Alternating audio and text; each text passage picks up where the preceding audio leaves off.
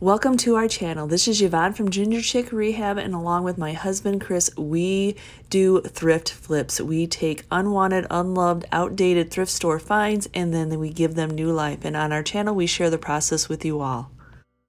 So this lovely set, this hutch, these chairs, this table base is a set that Chris is actually going to do for his father as a consignment piece for somebody. Yep, in case you are a regular viewer and you think you misheard, nope, yep, Chris is actually helping his father. This is somebody's set that they asked to get painted while they're having a house built. So no, this is not something that we ever do. We don't really have time to fit in consignment pieces, but you do for family what you do for family. And this hutch is exactly like that black beast hutch that we had done before. Though it was supposed to just be a paint job, in our flipping business, we know it's never just a paint job. Something always needs to be fixed, but this is definitely a beautiful piece. I guess it was their grandmother's set, and that has a lot of meaning to them. Then they also want that bronzy decal scraped off the windows. As you see, it's already been started, and there's a drawer that needs to be fixed, and the table top that's being made. So this kind of hutch has that third window that's in the middle that does not open and close, so you have to remove it and unscrew it from the inside.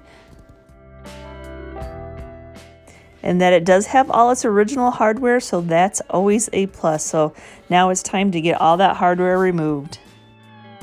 When we did that other hutch similar to this was my favorite part, that hardware on these doors. I just love that. I don't know what it is about that. Just an accent piece, but it's just beautiful. So luckily with the client wanting that diamond pattern, that bronze diamond pattern removed off the window, luckily the windows are just held on by these rubber gasket seals that are removable. So we'll be able to take the windows out to try to scrape that off. So first off, Chris is assessing the piece, and as you saw at the bottom, you can see the wear and tear, probably from just moving around or getting wet, whatever it is. It's that laminate material, so it does happen over time if it's by a register.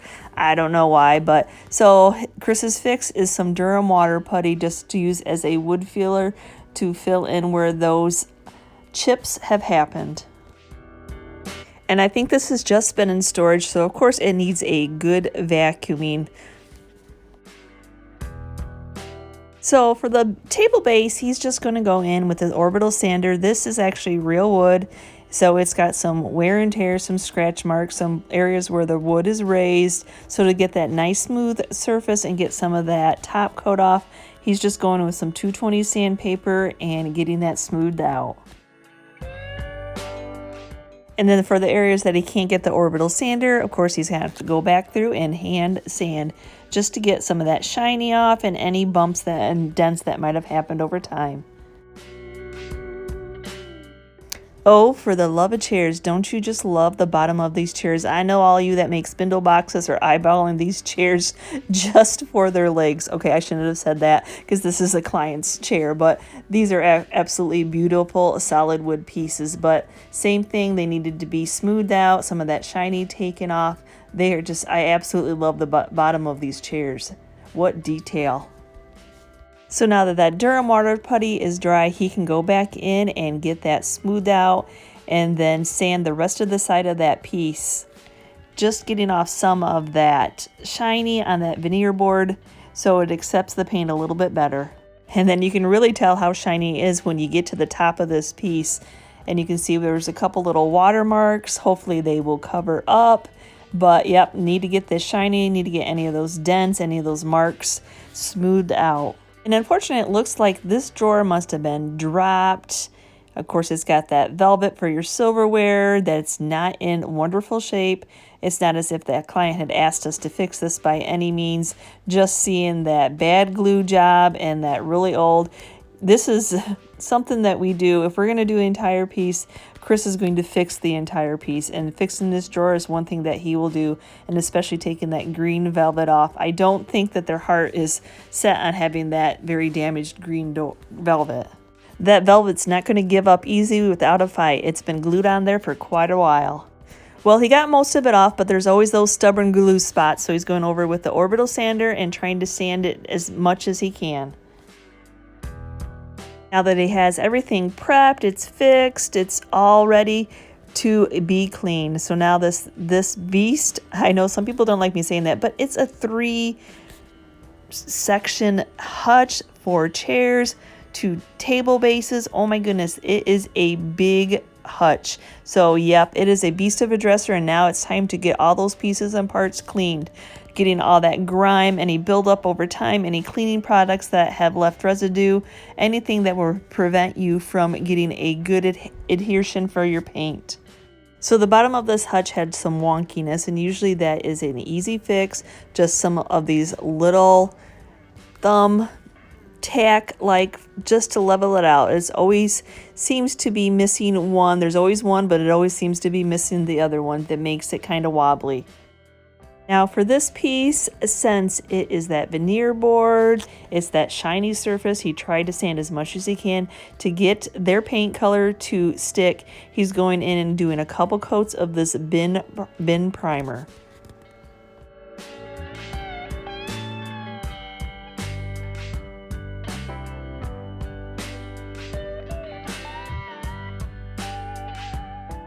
Here it is with its first coat of primer. Just look at how massive, how many of our work tables it takes up.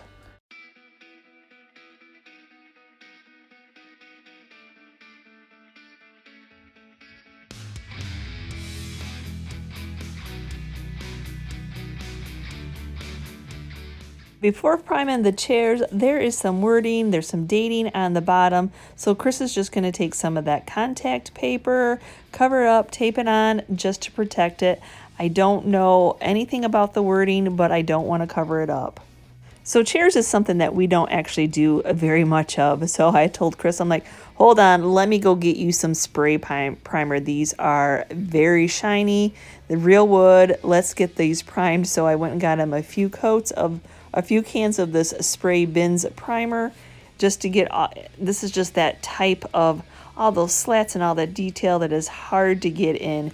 And yep, he did forget his mask. You know, you just get in the moment of doing stuff. So before anybody calls him out for not having his mask on, don't we all just get doing stuff and forget? Just, I know it's essential, but you just sometimes forget what you're doing and just proceed on working. Now to get this hardware all cleaned up, any of that cleaning solution that's been on it over time off, just hot water and Dawn dish soap. Luckily, this isn't pre-painted, so we just need to get these nice and clean. And then after they're dry, getting them painted up. Now the client didn't give us any rules on what they wanted the hardware to be, so we went to our go-to of the Kills paint and primer in the flat black. Then sealing that Rust-Oleum in with some Polycrylic. Yep, that Rust-Oleum is a great color and great coverage, and it sticks to metal great, but you still need a top coat. So yep, here is the color. This is the color that the client picked out. So this is the color that Chris is going to be spraying on. Nope, it's not our regular color. Yep, it is hard for us to do anything other than our colors, but Chris is going to be using the sprayer on this piece. Our spray room is never big enough. It's great for the small items, but you use what you have, and it was already a shed, so you had to choose the size by then. So yep, now Chris is just going to that Graco sprayer. It's just such a nice sprayer.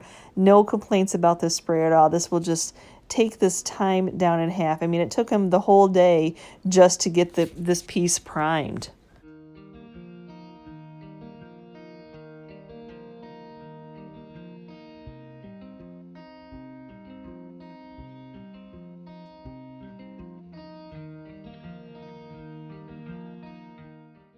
Now having the sprayer to spray all the details of these chairs, all these slats, all those little crevices, yes please, just cuts that time. Not that you're not going to still get drips, you're not going to have that pool up of what a paintbrush likes to do a lot, but it's just painting. How about everybody else? Are you constantly going around your piece looking, going, are you dripping? Are you dripping? Do I see any drips? Because nobody likes to sand off those drips. Yep, now he's already on coat number 2. This paint actually has great coverage for being a Walmart paint. No complaints whatsoever. It's still a paint and a primer. It's just, we picked it because we do like the Walmart paints for what we use already. So when we color matched it to what the client wanted. So now he's going in, the piece was dry, he could flip it over and now getting the other side of this hutch. We always start with the bottoms first and flip it over that way that you're not marking up that countertop area. Yep, getting those chairs flipped over too, just so nice. I'm not saying that you're not going to have to go back in and look with your eye, seeing if there's any areas that just didn't get sprayed quite right, but at least the most of the surface area is getting painted.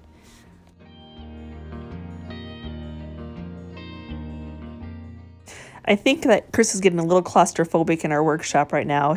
Can you never have enough space with finished product and unfinished product, and then this beast of a hutch to be moved in and out of the spray room? But it is nice to be able to spray it and get it all done at the same time. And then get that nice smooth coverage of having that Graco sprayer.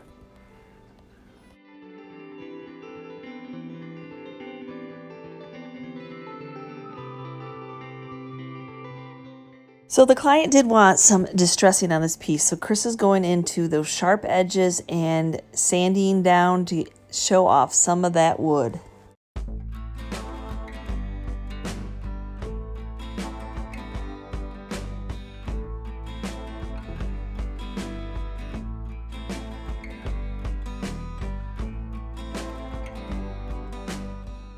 And to make sure that there is a nice smooth surface, nice smooth paint job, he's just going over with his scuff sander and making sure there's no bumpiness.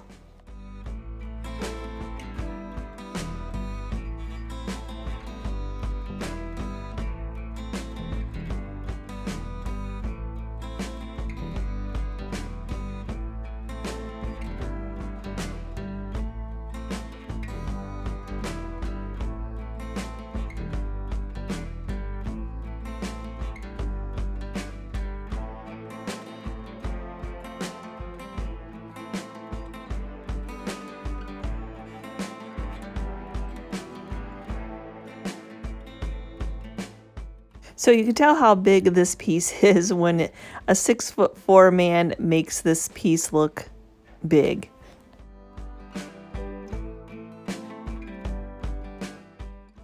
So now it's time to do a protective top coat. So we actually bought an extra little sprayer just to be able to spray some polycrylic on this, a little bit of an upgrade to the medium hopper from Harbor Freight.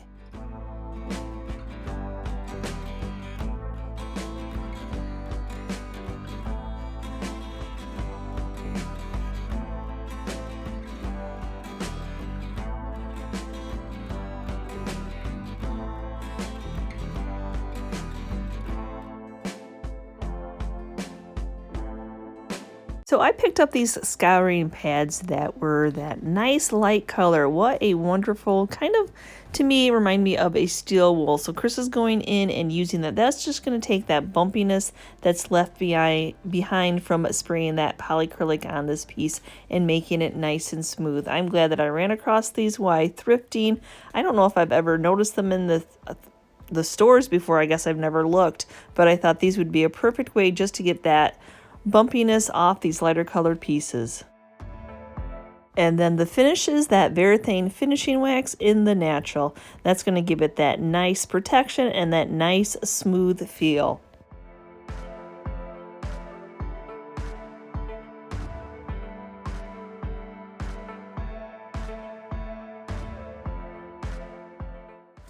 Oh, there's just something about black hardware. So now it's time to put this beast back together. And the addition of that hardware on this color just makes it pop.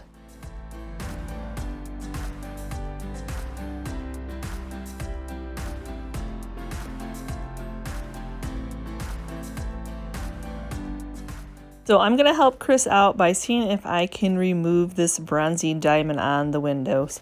So I wasn't really sure. I've always tried to protect it. I've never tried to remove it before. But as you see, one panel had already been started, so it must be achievable. So actually, I'm just going to go in with some of this Dollar Tree Awesome and let it sit there for about 10-15 minutes and see what it does.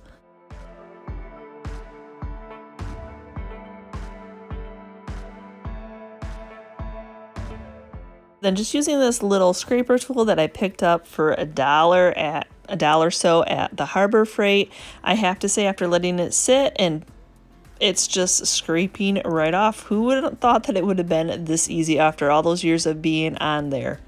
Now the key is to not put too much pressure that I crack the glass. Now I think that these windows cleaned up really well. I was very surprised. So no, we did not paint that rubber seal with it being the way that it needs to bend. We felt that it would just chip off when trying to put it back on. But even though that isn't the color that we're used to seeing, boy, do I love the hardware against that color. And we almost forgot to remove that contact paper. It just blended in so well at the bottom of these chairs. And no, we did not distress the chairs, just the wear and tear of a chair. We felt like just leaving it alone and polycrylicing it was good enough.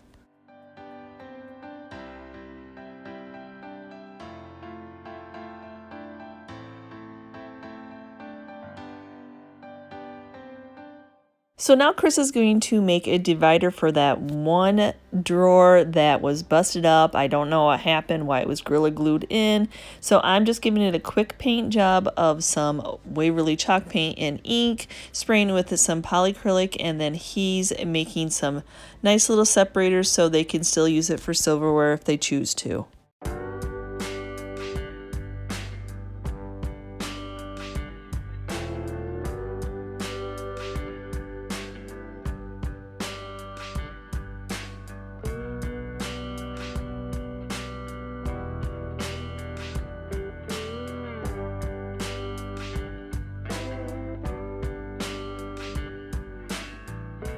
And it would be one of our finished pieces if we didn't put some black and white contact paper in the inside of these drawers to freshen them up.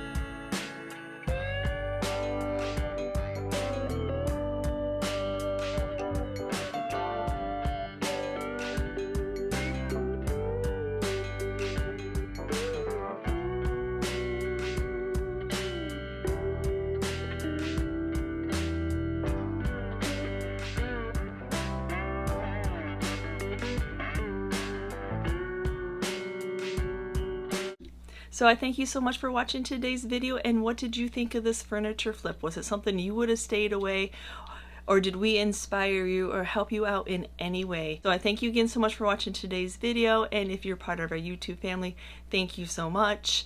Just your kind comments and your tips that you share with us. We share our tips, you share your tips, just makes this YouTube channel work. And if you're new to our channel and checking us out for the first time, please consider hitting that subscription button along with the notification bell so you know when we've uploaded a new video. Thanks again for watching.